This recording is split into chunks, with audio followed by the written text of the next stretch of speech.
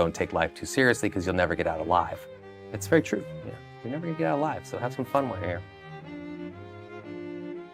I read that you were actually supposed to be in college and you moved to LA without your parents knowing. Is that true?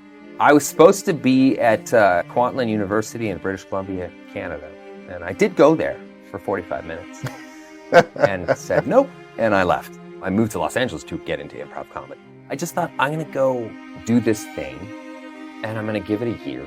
And if it works, great. If it doesn't, I'll go back to school, get a degree, and go join the workforce. Did your parents find out when they saw you on TV, or did No, it was about 6 weeks into my trip in Los Angeles, and I called them and said, hey, I'm in Los Angeles, I'm at school. My father hung up on me, and then my mom called me back, and she was always kind of the voice of reason, and then my father sort of came around. I eventually ran out of money, so I just asked an agency to meet with me, and I called about 10 of them, and then I finally got my foot in the door with one really small agency, and I bullshitted them. I just said, if you send me out on 5 auditions, I don't care what they are, what they're for, I promise you I'll come back with one. And somehow I got the 4th one. I got a sitcom, which was probably still the best job I've ever had, because it was the residuals? No, it had nothing to do with money. The Okay. best job I've ever had, because it was a live audience. It was like kind of what I wanted to be doing anyway, which was improv comedy and that kind of stuff. It was a live audience that would pour in, and then this sitcom world is about a 6 or 7 or 8 month at most job a year. I mean, you finish your season and then you're free. Oh. So I loved it because I would just go travel. I would go backpacking all over the world, and I would do all these sort of things. I think I really spent that money that I made wisely at the time. I got to see the world and have experiences. So everything that happened to me is sort of in aggregate kind of way. It's very sort of slow and steady. So I'm grateful for that kind of momentum being very, very sort of snail's pace, as opposed to like a rocket ship, because I've watched so many people in this industry come and go in various tragic ways, and that sort of thing. And fame is a weird animal to deal with, I think, for anybody. So for me, it happened so slowly that it's sort of like getting into a bath over the course of a year. You're not going to get shocked by the water, be it cold or hot. You're going to, you're going to just immerse yourself in a way that's really, really slow. So most people aren't really offered that. Everything's all or nothing in Hollywood. It's either you're the biggest star they've ever seen or you're done. Yeah. I somehow found that. I got lucky and found that weird sort of middle ground where I was able to kind of just slowly build my career. When you envisioned your life as an adult, was acting the thing that you wanted to do, or was there another career at 5 or 6 years old that you thought about? No, I mean, I always thought I'd end up in law enforcement, like my family. So I didn't imagine that acting was a way to get out of the house.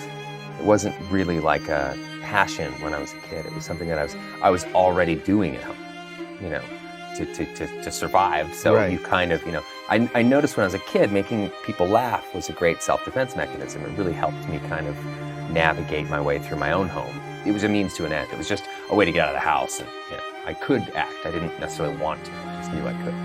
Well, what was it like in high school, the fact that you were doing this acting? How did your peers perceive that? I hid it largely in high school. Then I never celebrated. It was always something I kind of really tried to keep as quiet as possible.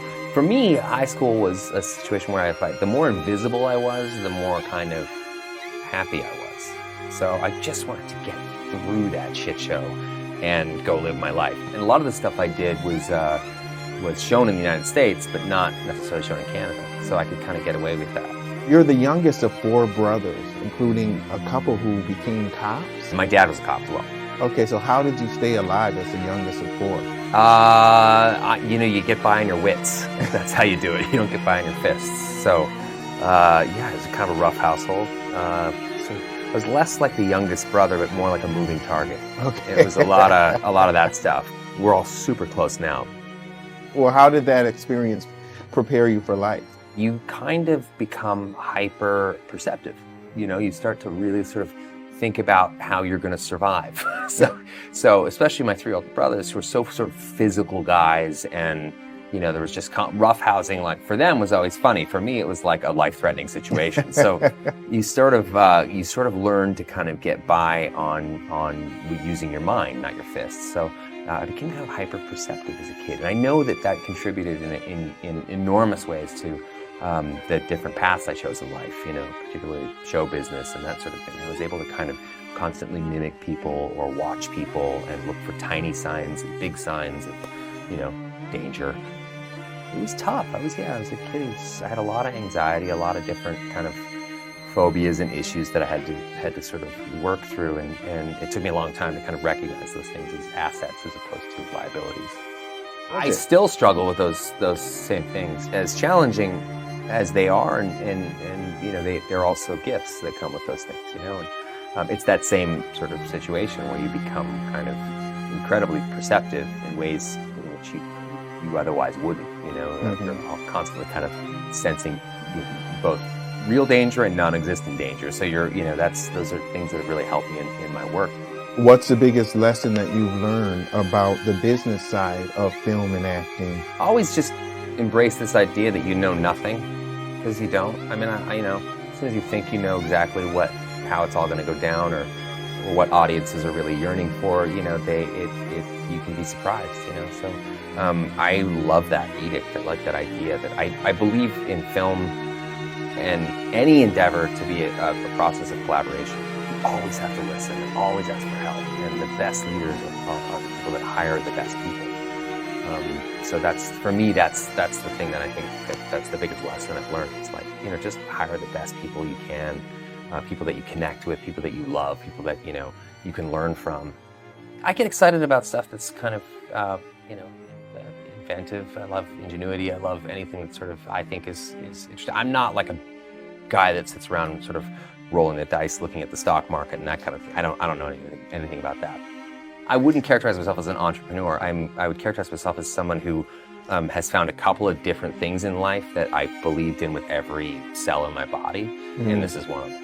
In thinking about your future, what's important to you? Family, 100%. As anyone will know, it's almost frustratingly so for some of the people I work with, is that I gotta make sure that my time with my family is prioritized over anything else. You did something really incredible a few years ago where you ran the New York Marathon to raise money for the Michael J. Fox Foundation for research for Parkinson's.